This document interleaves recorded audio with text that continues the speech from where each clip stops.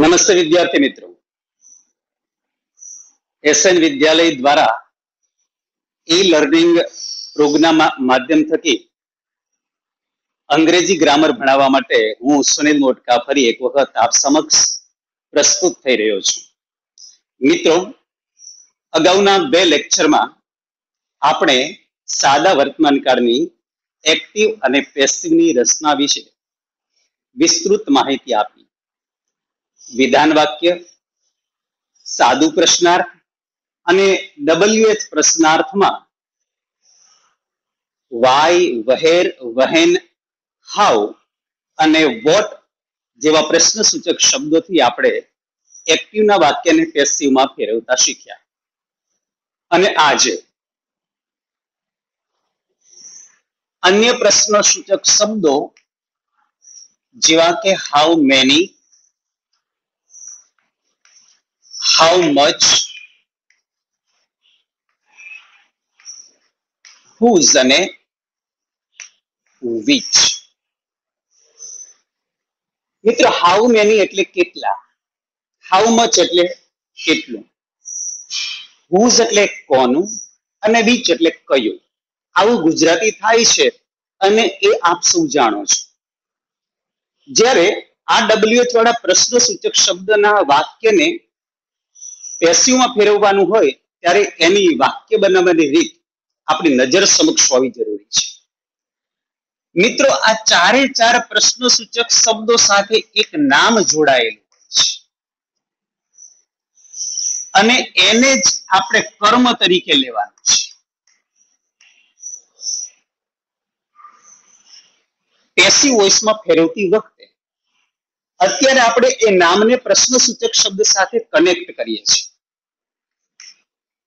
Do કે does, અને ખાસ મિત્રો ધ્યાનમાં રાખશો, આ ડુ કે ડઝ એ કર્તા આધારે મૂકવાનું છે, આ નામ આધારે મૂકવાનું નથી. અને પછી ક્રિયાપદનું મૂળ રૂપ અન્ય શબ્દો માટેનું સ્થાન એટલે ડેશ ડેશ ડેશ. હવે વાક્યને પેસિવમાં ફેરવવાનો પ્રયાસ એની વાક્ય બનાવવાની રીત સમજ્યા પછી કરીએ. તો હાઉ મેની,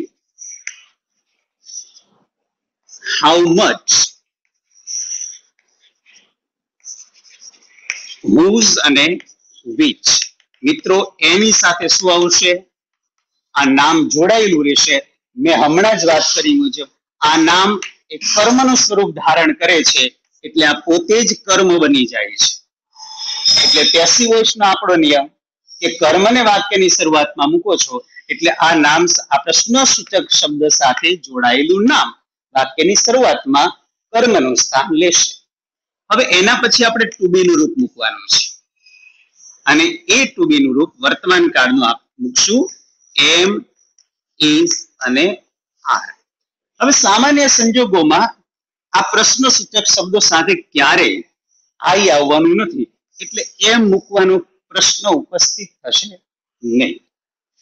હાઉ મેની એની સાથે હંમેશા બહુવચનનું રૂપ આવશે. હાઉ મચ એની સાથે હંમેશા એકવચનનું જ રૂપ આવશે. whose અને which એની સાથે જે આ નામ જોડાયેલું છે, જો આ નામ એકવચનનું હોય તો is નો ઉપયોગ કરીશું અને બહુવચનનું હોય તો આર નો ઉપયોગ કરીશું.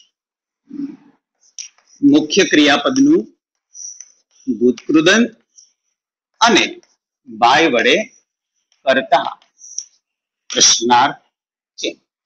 પેલી વોટની વાક્ય બનાવવાની રીત મેં તમને યાદ રાખવાની કહેલી. કેવી રીતે? વોટ ડુ યુ વોન્ટ, એક જ વાક્ય. વોટ, ડુ કે ડઝ કરતા ક્રિયાપદનું મૂળ રૂપ અને છેલ્લે પ્રશ્નાર્થી તો ભૂલવાનું જ નથી. પેસિવ વોઇસમાં ફેરવતી વખતે વોટ સાથે આપણે ટુ બી નું રૂપ મૂકેલું હતું માત્ર ઇઝ, કારણ કે વોટ એ કર્મ તરીકે લેવાનું છે. એક વચન બહુવચન ડિસાઈડ નથી કરી શકતા એટલે વોટ સાથે હંમેશા ઇઝ જ આવે છે, અનિર્ણિત છે. વોટ ઇઝ અને પછી ભૂતકૃદંત ડન બાય યુ. આ વાક્ય યાદ રાખશો અને કેટલેક અંશે આ વાક્ય અહીંની વાક્ય બનાવવાની રીત સાથે સુસંગતતા કેળવે છે. તમે રિમાર્ક કરો કે આને આપણે વોટ ધારી લઈએ તો વોટ ડુ યુ ડુ, અને જ્યારે પેસિવમાં ફેરવવાનું હોય તો what is done by you. પરંતુ અહીંયા આપણે ઇઝ અને આર બેમાંથી કોઈ પણ એકની પસંદગી યોગ્ય નામ સાથે કરવાની છે. ઉદાહરણ સાથે સમજવાનો પ્રયાસ કરીએ મિત્રો. How many students does mister Patil train? કેટલા વિદ્યાર્થીઓને મિસ્ટર પાટીલ તાલીમ આપે છે? તો હાઉ મેની સ્ટુડન્ટ્સ એ પ્રશ્ન સૂચક શબ્દની સાથે કર્મ છે. વોટ ડુ યુ ડુ એનો જ અનુસંધાન લેશું એટલે બહુ સરળ પડશે. અને પેસિવ વોઇસમાં ફેરવતી વખતે હમણાં જ વાત કરી એ મુજબ પ્રશ્ન સૂચક શબ્દ વાક્યની શરૂઆતમાં જ રહેશે, એની સાથે નામ એ કર્મનું સ્વરૂપ ધારણ કરે છે. એટલે હાઉ મેની સ્ટુડન્ટ્સ બહુવચન છે એટલે એની સાથે આવશે આર. મુખ્ય ક્રિયાપદનું ભૂતકૃદન ટ્રેનનું, ટ્રેન્ડ બાય મિસ્ટર પાટીલ પ્રશ્નાર્થ ચિહ્ન. અને પેલું વોટ વાળી વાક્ય બનાવવાની રીત સાથે what is done by you એ સેટ કરતું જવાનું એટલે વાક્ય ક્યારેય ખોટું નહીં પડે. બીજું વાક્ય, હાઉ મચ ઘી ડઝ સી બ્રિંગ? પ્રશ્નાર્થ ચિહ્ન. અહીંયા પ્રશ્ન સૂચક શબ્દ કર્મ સાથે, ડઝ નો ઉપયોગ અહીંયા કર્તા સાથે થયેલો છે અને ક્રિયાપદનું મૂળ રૂપ છે. જવાબમાં શું થશે? હાઉ મચ ઘી. આ કર્મ થયું, ઈ સાથે આવશે ઇઝ. હાઉ મચ સાથે ન ગણી શકાય તેવું જ એક વચનનું નામ આવે એટલે એની સાથે હંમેશા ઈ જ આવશે. અને હાઉ મેની એની સાથે હંમેશા બહુવચનનું જ નામ આવશે એટલે એની સાથે હંમેશા આર આવશે. એ બાબત ધ્યાનમાં રાખવી. હાઉ મચ ઘી ઇઝ brought by her? પ્રશ્નાર્થ ચિહ્ન. એક બીજું વાક્ય, which book do you read? પ્રશ્નાર્થ ચિહ્ન. આમાં પણ વોટ ને યાદ કરીએ. વોટ ડુ યુ ડુ અને પેસિવ વોઇસમાં ફેરવવાનું હશે ત્યારે આપણે પ્રશ્ન સૂચક શબ્દ સાથેના નામને પહેલા જ રાખવાનું છે અને આ નામ મુજબ ટુ બી નું રૂપ મૂકશું. which book is read by you? પ્રશ્નાર્થ ચિહ્ન. whose brother does Mehul help? whose brother does Mehul help? પ્રશ્ન સૂચક શબ્દ સાથેનું આ નામ મેહુલ છે એટલે એની સાથે આવ્યું ડઝ અને ક્રિયાપદનું મૂળ રૂપ. જવાબમાં શું થશે? whose brother is helped by Mehul? પ્રશ્નાર્થ ચિહ્ન. WH વાળા પ્રશ્ન સૂચક શબ્દ એમાં છેલ્લે વાક્યની અંતે પ્રશ્નાર્થ ચિહ્ન મૂકવાનું ક્યારેય ભૂલશો નહીં મિત્રો, એ ખૂબ જરૂરી છે. મિત્રો આ વાક્ય તમે લખજો, પ્રેક્ટિસ હું આપું છું, પણ ન સમજાય ત્યાં વાક્ય બનાવવાની રીતનો ઉપયોગ કરીએ. અને મેં આ ચારે ચાર પ્રશ્ન સૂચક શબ્દ માટેની આપેલી હિન્ટ આ પ્રશ્ન સૂચક શબ્દ સાથે જે નામ જોડાયેલું છે એને વોટ નું સ્વરૂપ આપી દો. વોટ ડુ યુ ડુ અને પછી જે જવાબ છે what is done by you. આ ચારે ચાર પ્રશ્ન સૂચક શબ્દમાં વોટની વાક્ય બનાવવાની રીત જોડી દો અને સોલ્યુશન કરી લો. જો તમને એમ લાગે કે વોટની વાક્ય બનાવવાની રીત સાથે આ કમ્પ્લીટ સ્યુટેબલ છે તો આ પ્રકારના પ્રશ્નસૂચક શબ્દો સાથેનું વાક્ય ક્યારેય ખોટું નહીં પડે.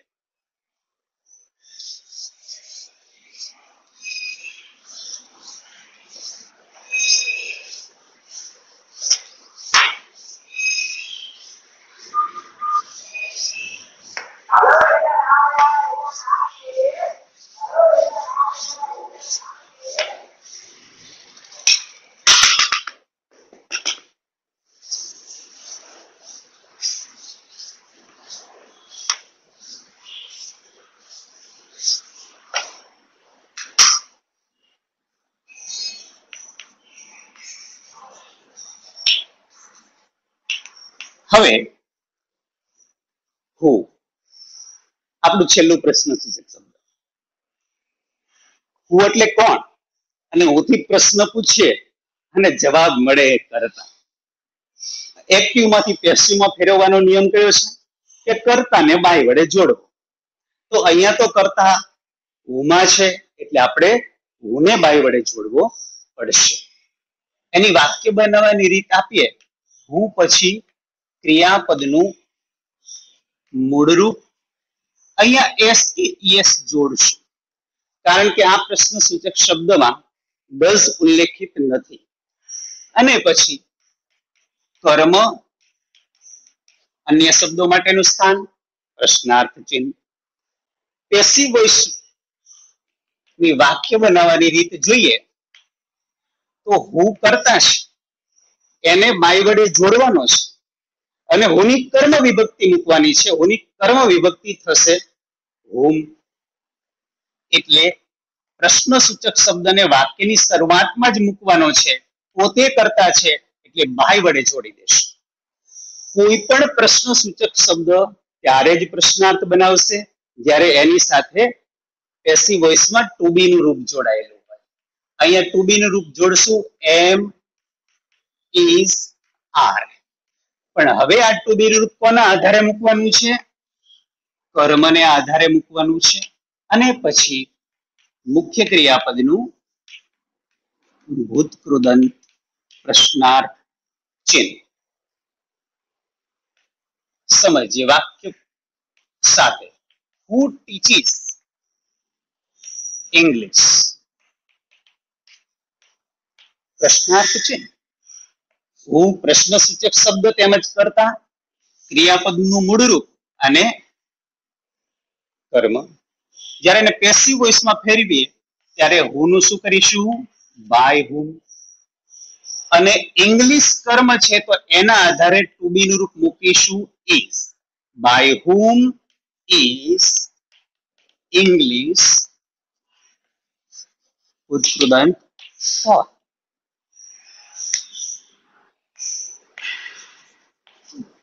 Who helps a poor boy?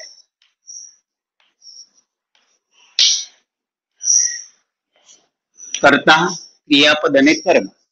આ એવો કર્તા જે પ્રશ્નસૂચક શબ્દ છે અને જેને આપણે પેસિવ વોઇસમાં ફેરવતી વખતે વાક્યની શરૂઆતમાં મૂકવાનો છે, પરંતુ એની કર્મ વિભક્તિના રૂપ સાથે બાય હુમ. કર્મ એ પુઅર બોય છે એની સાથેનું ટુ બી નું રૂપ થશે is. by whom is a poor boy help નું થશે ભૂતકૃદંત help.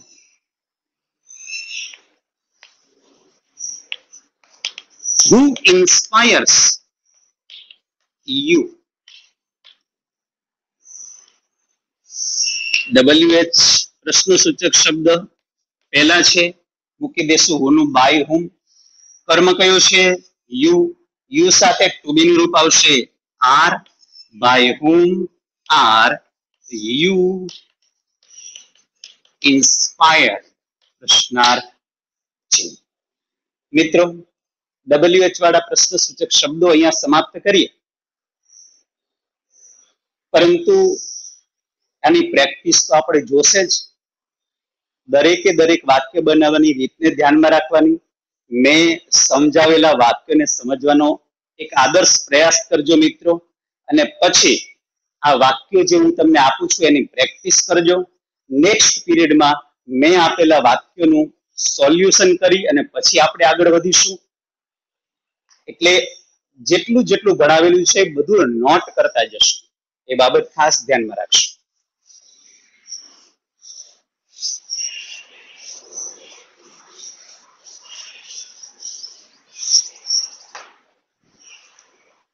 મિત્રો, સાદું વાક્ય, સાદું પ્રશ્નાર્થ, WH વાળા પ્રશ્ન સૂચક શબ્દો સાથેનું વાક્ય એક્ટિવ માંથી પેસિવમાં ફેરવવાનું છે, તો એના હું પ્રેક્ટિસ માટેના વાક્યો આપું છું.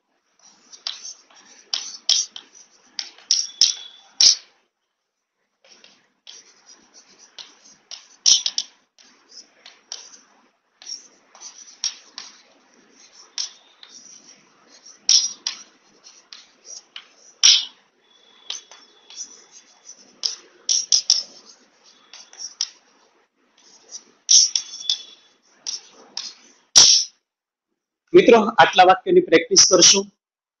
Ashish does yoga regularly. We celebrate Uttarayan on 14th January every year. Generally, we eat rice. I speak English fluently. Fluently એટલે અસ્ખલિત, એક ધારું. Neha gives me a pen. Saumil smiles at me. Priya paints beautiful rangolis. How many books does Yash buy? Which pen do you give? Harsh always explains a topic to his sister. Tejas drives a car slowly. How do you translate this paragraph into Sanskrit? પ્રશ્નાર્થ ચિહ્ન. Who sings a beautiful song? અને છેલ્લું વાક્ય છે what do you learn? આટલા વાક્યોની practice કરીશું આપણે. અને હવે સાદા ભૂતકાળ તરફ આપણે ગતિ કરીએ.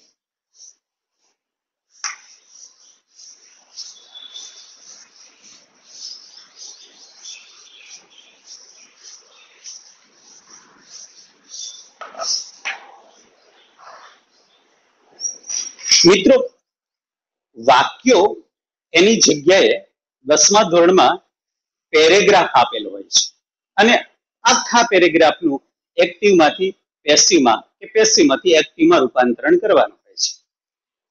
પરંતુ પેરેગ્રાફ એ વાક્યનો જ બને છે, એટલે પહેલા વાક્ય પરફેક્ટ થઈ જશે એટલે પાછા પેરેગ્રાફ તો આપણને મળવાના જ છે. બીજો કાર્ડ સિમ્પલ પાસ્ટ ટેન્સ, સાદો ભૂતકાળ. જ્યારે મેં સાદો વર્તમાન કાળ શરૂ કર્યો મિત્રો, ત્યારે એક વાત કહેલી યાદ કરો કે સાદો વર્તમાન કાળ જો વ્યવસ્થિત સમજીશું તો બાકીના બધા કાળની એક્ટિવ પેસિવની રચના આપણા માટે સુગમ અને સરળ રહેશે. કારણ કે એની વાક્ય બનાવવાની રીત તો આપણને ફાવી ગઈ છે. માત્ર ને માત્ર ક્રિયાપદનું સ્થાન, જે ક્રિયાપદનો ફેરફાર, આ બે વસ્તુ જ રજૂ કરવાની છે. સાદો ભૂતકાળ ક્યારે વપરાય આપ બધા જાણો છો, 9મા ધોરણમાં ભણી ચૂક્યા છો. ભૂતકાળમાં બનેલી ઘટના દર્શાવવા માટે સાદો ભૂતકાળ વપરાય અને એની એક્ટિવની રચના છે ક્રિયાપદનું ભૂતકાળનું રૂપ. જ્યારે પેસિવની રચના વોઝ કે વર પ્લસ મુખ્ય ક્રિયાપદ નું ભૂતકૃદંત. ઇંગ્લિશમાં શું કહેશું? Past participle of the main verb V3. વિધાન વાક્યથી ભણવાનો પ્રયાસ કરીએ. એક્ટિવ વોઇસની વાક્ય બનાવવાની રીત પહેલા શું મૂકીશું? કર્તા, ક્રિયાપદનું ભૂતકાળનું રૂપ અને પછી કર્મ, અન્ય શબ્દો, પૂર્ણ વિરામ. અન્ય શબ્દોનું સ્થાન જેવી રીતે સાદા વર્તમાન કાળમાં સમજાયું એવું જ સાદા ભૂતકાળમાં છે. વાક્યની શરૂઆતમાં હોય અન્ય શબ્દો તો વાક્યની શરૂઆતમાં મૂકશું અને વાક્યની અંતે હોય તો ધ્યાન રાખીશું કે સમય દર્શક અન્ય શબ્દો હોય તો જ એને બાય વડે કરતા જોડીએ, એના પછી મૂકવાના. અને સમય દર્શક શબ્દો સિવાયના કોઈ પણ પ્રશ્ન સૂચક શબ્દને બાય વડે કરતા જોડીએ એની પહેલા મૂકીશું. પેસિવ વોઇસની રચના કર્મ, વોઝ કે વર, ભૂતકૃદંત અને બાય વડે કરતા. આ એક સામાન્ય રચના છે અને સામાન્ય રચનાના માધ્યમ થકી આપણે વાક્ય સમજીએ. દર્શન taught me English. પૂર્ણ વિરામ. તો અહીંયા બે કર્મ છે અને બે કર્મ વાળું વાક્ય પણ આપણે સાદા વર્તમાન કાળમાં સમજ્યા છીએ. દર્શન કરતા, મુખ્ય ક્રિયાપદ અને આ બંને કર્મ. ફરી યાદ દેવડાવી દઉં કે બે કર્મ હોય તો કર્મ ઓળખવાની પદ્ધતિ તો આપ જાણો છો કે વોટ અને whom થી પ્રશ્ન પૂછીએ, શું અને કોનેથી પ્રશ્ન પૂછીએ અને જે જવાબ મળે તે કર્મ છે. દર્શન કોને ભણાવે છે? મને. દર્શન શું ભણાવે છે? ઇંગ્લિશ. એટલે મી અને ઇંગ્લિશ આ બંને કર્મ છે, પણ કોઈ પણ એક કર્મને વાક્યની શરૂઆતમાં લાવી અને પેસિવ વોઇસ બનાવી શકીએ. તો મીને લાવીએ તો મીની કર્તા વિભક્તિ થશે આઈ. I was taught English by દર્શન. જ્યારે બીજું કર્મ વાક્યની શરૂઆતમાં લાવીએ તો ઇંગ્લિશ was taught, ત્યારે પ્રથમ કર્મની પહેલા ટુ પ્રેપોઝિશન મૂકશું. To me by Darshan. મિત્રો, નેક્સ્ટ લેક્ચરમાં ફરી એક વખત સાદા ભૂતકાળના વાક્યો, સાદા વાક્યો, અખંડિત ક્રિયાપદ સાથેના વાક્યો અને WH વાળા પ્રશ્નસૂચક શબ્દના વાક્યો સાથે ફરી મળીશું. અત્યારે નમસ્તે, ધન્યવાદ.